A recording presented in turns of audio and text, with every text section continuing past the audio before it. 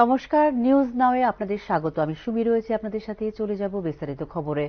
Boroland territorial council, Karbi Anglong এবং ডিমা হাসাও কাউন্সিলের জন্য যেখানে বিশেষ প্যাকেজ অর্থ বরাদ্দ করা হলো কেন্দ্রীয় বাজেটে, সেক্ষেত্রে বঞ্চিত রয়ে গেল টিটিএডিসি। শুধু তাই নয়, উত্তর পূর্বের উন্নয়নে কেন্দ্রীয় ডোনার মন্ত্রকের জন্য বরাদ্দকৃত অর্থ নিয়েও উঠছে প্রশ্ন।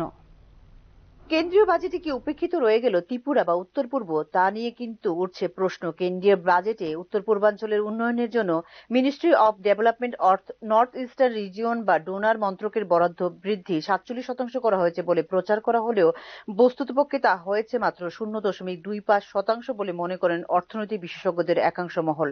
2024-25 অর্থ বছরের বাজেটে ডোনারের বরাদ্দ ছিল 5,900 কোটি টাকা। 2025-26 বছরে তা বাড়িয়ে করা হয়েছে 5,915 কোটি টাকা। অর্থনীতির বিষয়ে জ্ঞান থাকা একাংশ মহলের মতে বরাদ্দ বৃদ্ধির ব্যাপকতা বোঝাতে 2024-25 বছরের সংশোধিত বাজেটের সঙ্গে 2025-26 বছরের অনুমোদিত বাজেট বরাদ্দকে জুড়ে দিয়েছে কেন্দ্রীয় সরকার। গত অর্থ বছরে ডোনারের সংশোধনী বাজেট বরাদ্দ নেমে এসেছিল 4,006 কোটি টাকায়, অর্থাৎ অনুমোদিত বাজেট থেকে 1,894 কোটি টাকা কম। এবার সেই গ্যাপ ধরে অতিরিক্ত বৃদ্ধি করা হয়েছে মাত্র 15 কোটি টাকা।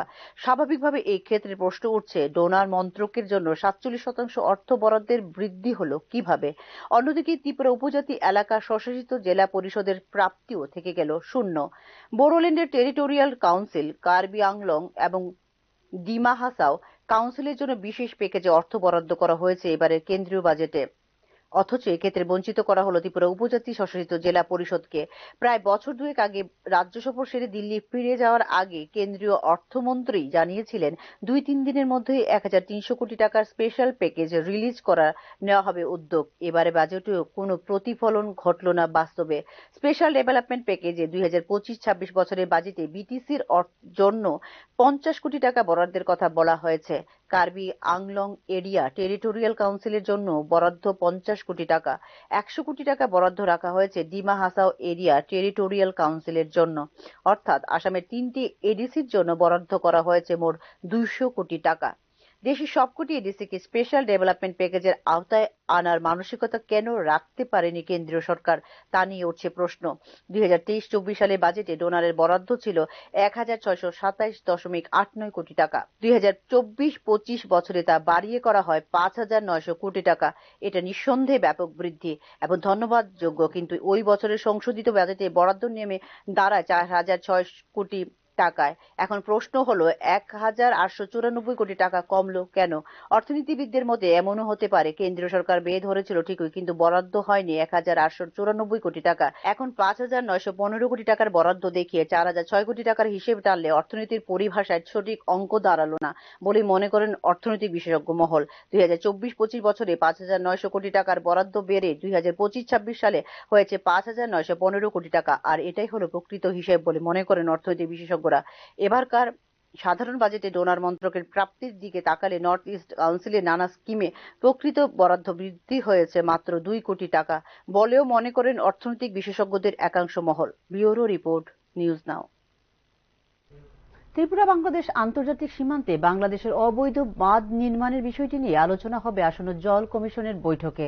মার্চ মাসে অনুষ্ঠিত হবে এই বৈঠক। ত্রিপুরা রাঙ্গাউটি এলাকার কাছাকাছি মৌলভীবাজার জেলার আলীনগরে ব্যাপক আকারে বাঁধ পুনর্নির্মাণ করেছে বাংলাদেশ। বাঁধের কিছু অংশ জিরো লাইনে রয়েছে, যা ব্যাপক ক্ষোভের জন্ম দিয়েছে সীমান্ত মহকুমা কৈলাসহরের মানুষের মধ্যে। এবার দুদেশের মধ্যে যৌথ নদী কমিশনের আসন্ন বৈঠকে উত্থাপন করা হবে এই বিষয়টি। বাংলাদেশের কর্তৃক অবৈধ বাঁধ পুনর্নির্মাণের সার্বিক রিপোর্ট যৌথ নদী কমিশনে উত্থাপন করার জন্য সব ধরনের প্রস্তুতি নিয়ে নিয়েছে রাজ্য সরকার। জিরো লাইনের কাছে বাঁধের অংশগুলো পুনর্নির্মাণের জন্য ভারতীয় কর্তৃপক্ষের সম্মতি নেয়নি বাংলাদেশ। গত বর্ষায় বাঁধের কাঠামোটি খারাপভাবে ক্ষতিগ্রস্ত হওয়ার উপরেও আলীনগরে বেড়ি বাঁধের মেরামতের কাজ হাতে নিয়েছে বাংলাদেশের অন্তর্বর্তীকালীন সরকার। মেরামতের সময় আন্তর্জাতিক সীমান্তের জিরো লাইনের উপর 6 কিলোমিটার বাঁধের প্রায় 200 মিটার নির্মাণ করেছে বাংলাদেশ। এই ক্ষেত্রে ভারতের কাছ থেকে কোনো ধরনের অনুমতি নেয়নি বাংলাদেশ কর্তৃপক্ষ, যার ফলে লঙ্ঘন হয়েছে উভয় দেশের যৌথ নদী কমিশনের নির্দেশনা। উল্লেখ করা যেতে পারে, আগামী মার্চ মাসে অনুষ্ঠিত হবে যৌথ নদী কমিশনের এই বৈঠক। Bureau report, news now. বিশালগড়ে জোড়া খুন কাণ্ডের মূল অভিযুক্ত অচিন্ত্য দাসকে নিয়ে ঘটনার পুনর্নির্মাণ করল বিশালগড় থানার পুলিশ। সোমবার সকালে খুনের ঘটনার পুনর্নির্মাণ করা হয় অভিযুক্ত অচিন্ত্য দাসের উপস্থিতিতে। খুনে ব্যবহৃত মাংস কাটার ছুরি উদ্ধার করা হয় কাঁচা শৌচাগারের গর্ত থেকে। উল্লেখ করা যেতে পারে, জমি সংক্রান্ত বিরোধের জের ধরে বিশালগড়ের দীনদয়াল চৌমুহনীর বাসিন্দা বিপ্লব দাস ও শিমু দাসকে খুন করা হয় গত শনিবার। জমি সংক্রান্ত বিরোধের জের ধরে দম্পতিকে খুন ঘটনায় অভিযুক্ত মোট 3 জনকে গ্রেপ্তার করেছে পুলিশ। যে জোড়া খুন হয়েছে ওই ব্যাপারে অলরেডি আমরা 2 জন আসামিকে অ্যারেস্ট করেছি। তাদের মধ্যে একজনকে আমরা পুলিশ রিমান্ডে আছি। তো ওই কেসের মধ্যে 3 জন এফআইআর নেন ডিপি আসলো, তো একজনের পাওয়া যেতেছিল না। তো আজকে ডিউরিং ইন্টারোগেশন যে আসামিটা আমাদের পুলিশ রিমান্ডে আসলো সে ডিসক্লোজ করছে যে ওই আসামিটা কোন জায়গাতে আছে। অ্যাকর্ডিংলি আমরা মোড়া ব্রহ্মাছড়াতে আমার কেসি এখানে যে সাসপেক্টেড জায়গাতে রেড করছি, রেড করে পাইছি, এখানেই তারা অ্যারেস্ট করা হয়েছে। এখন ক্রমত সংবাদ এই পর্যন্তই। নমস্কার।